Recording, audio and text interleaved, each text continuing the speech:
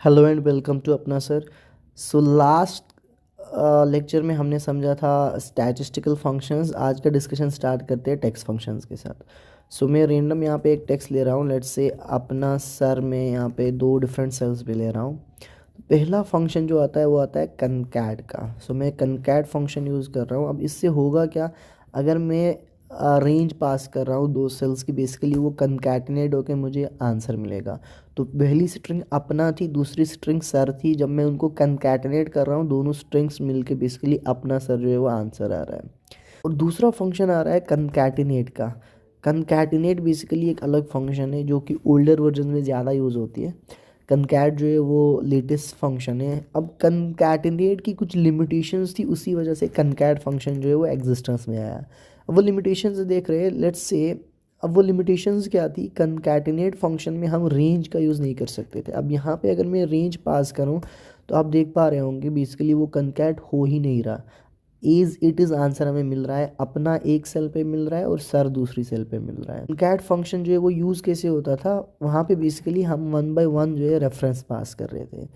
पहले मुझे इस सेल की रेफरेंस पास करनी होगी, फिर कामा करके दूसरी सेल की रेफरेंस पास करनी होगी, तब जाके वो कंकैटिनेट करता है दोनों चीज़ों को। तो इसकी लिमिटेशन थी कनकैटिनेट फंक्शन की, जो कि रेंज हम पास नहीं कर सकते थे, जो ओवरकम हुई कनकैट फंक्शन से। क्योंकि कनकैट लेटेस्ट फंक्शन है, वहाँ पे हम रेंज भी पास कर सकते हैं और वन बाय वन जो है वो रेफरेंसेस भी पास कर सकते हैं। फिर आता है तीसरा फंक्शन टेक्स्ट जॉइंट। अब टेक्स्ट जॉइंट भी काइंड ऑफ सेम थिंग कर रहा है, बट इसमें हम डेलीमीटर का यूज़ करते हैं। अब डेलीमीटर क्या होता है, जैसे कि आप देख पा रहे होंगे कनकैट में क्या हुआ, अपना सर जो कनकैट हुआ, बीच में कुछ भी स्पेस या बीच में कोई भी कैरेक्टर जो है वो विजिबल नहीं हो रहा है आपको। अपना सर दो स्ट्रिंग्स थी, उनको कंबाइन करके एक स्ट्रिंग बनाई अपना सर।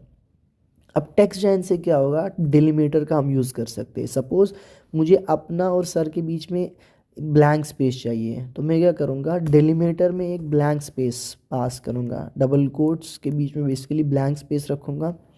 सेकेंड ऑप्शन आता है मेरा कि एम्प्टी सेल्स को इग्नोर करना है या इंक्लूड करना है। लेट्स से मैं इग्नोर कर रहा हूँ एज ऑफ नाउ। अब ये है क्या वो भी मैं डिमॉन्स्ट्रेट कर रहा हूँ। एज ऑफ नाउ इसको ट्रू ही रहने दो, कामा, फिर टेक्स्ट वन टेक्स्ट टू करके जो हमें बेसिकली रेफरेंसेस पास करनी है, वहाँ पे हम पूरी रेंज पास करेंगे। और बेसिकली आप देख पा रहे हो क्या रहा है, अपना और सर के बीच में एक ब्लैंक स्पेस आ रही है, जो कि कनकैट और कनकैटिनेशन से पॉसिबल नहीं था।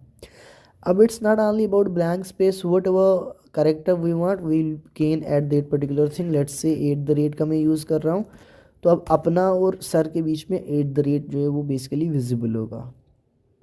अब वो ट्रू क्या था उसके लिए एक यहाँ पे एग्जांपल लेते हैं। लेट्स से मैं इस सेल पे अपना लिख रहा हूँ और एक सेल को ब्लैंक रख के दूसरी सेल में लेट्स से सर लिख रहा हूँ, और यहाँ पे मैं यूज़ कर रहा हूँ टेक्स्ट जॉइन फंक्शन का। अब डेलीमीटर में लेट से एट द रेट पास कर रहा हूँ, कामा, इंक्लूड एम्प्टी सेल्स, फॉल्स यहाँ पे लिख रहा हूँ। अब इस फॉल्स से होगा क्या, चूँकि हमारी स्ट्रिंग में एक बीच वाली स्ट्रिंग जो है वो एम्प्टी है, तो वो भी इंक्लूड होगी हमारी कंकैटिनेशन में, कामा, फिर जाकर मैं बेसिकली रेंज पास कर रहा हूँ स्ट्रिंग्स की। तो आंसर आप नोटिस करो, अपना और सर के बीच में बेसिकली दो बार एट द रेट देखने को मिल रहा है। अब ये बेसिकली हो क्या रहा है, अपना एक बार कंकैटिनेट हो रहा है AF3 वाली सेल के साथ, ये वाली सेल जो है बेसिकली एम्प्टी सेल, क्योंकि हमने एम्प्टी सेल्स को इंक्लूड किया है। और फिर यही एम्प्टी सेल जो है वो कंकैटिनेट हो रही है सर के साथ। सो दैट्स वाई एक एट द रेट आ रहा है अपना और ब्लैंक के बीच में, और एक एट द रेट आ रहा है इस ब्लैंक सेल और सर के बीच में। अब अगर हम टेक्स्ट जॉइन को फिर से एग्जीक्यूट करेंगे, और लेट्स से डेलीमीटर में मैं फिर से एट द रेट लगा रहा हूँ, और अब इग्नोर जो है, मैं एम्प्टी सेल्स को मैं इग्नोर कर रहा हूँ, ट्रू यहाँ पे ले रहा हूँ, और रेफरेंस दे रहा हूँ और रेंज पास कर रहा हूँ। तो अब देख पा रहे हैं एट द रेट जो है वो बेसिकली ए के बाहर आ रहा है। रीज़न क्या है इस चीज़ का, क्योंकि अपना और सर जो है उसके बीच में जो ब्लैंक लाइक एम्प्टी सेल है वो इग्नोर हो रही है। फिर आता है लेफ़्ट फंक्शन। अब लेफ़्ट फंक्शन से क्या होगा, जो भी हमारा टेक्स्ट होगा उससे जितने भी कैरेक्टर्स हमें फेच करने हैं, लेट्स से पहले तीन कैरेक्टर्स में फेच कर रहा हूँ तो वो आंसर आएगा।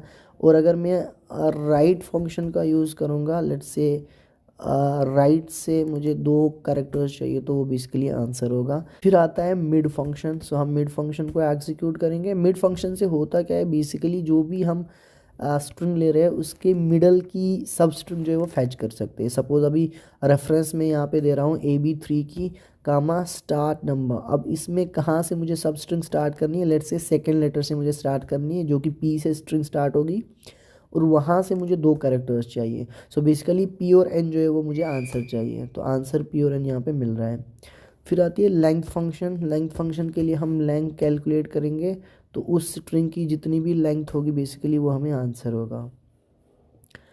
फिर आता है ट्रिम फंक्शन। अब ट्रिम फंक्शन क्या करता है, बेसिकली जो भी स्ट्रिंग हम पास करेंगे उसके इनिशियल में अगर कोई ब्लैंक स्पेसेस होंगे वो रिमूव करता है। लेट्स से यहाँ पे मैं अपना जो स्ट्रिंग है उसमें कुछ ब्लैंक स्पेसेस ऐड करता हूँ, तो आंसर जो है यहाँ पे आपको ट्रिम में अपना ही मिलेगा। जो ब्लैंक स्पेसेस हमने स्टार्टिंग में ऐड की वो बेसिकली ये ट्रिम जो है वो रिमूव करके खाली एक्चुअल स्ट्रिंग जो है कैरेक्टर्स ही प्रिंट करेगा।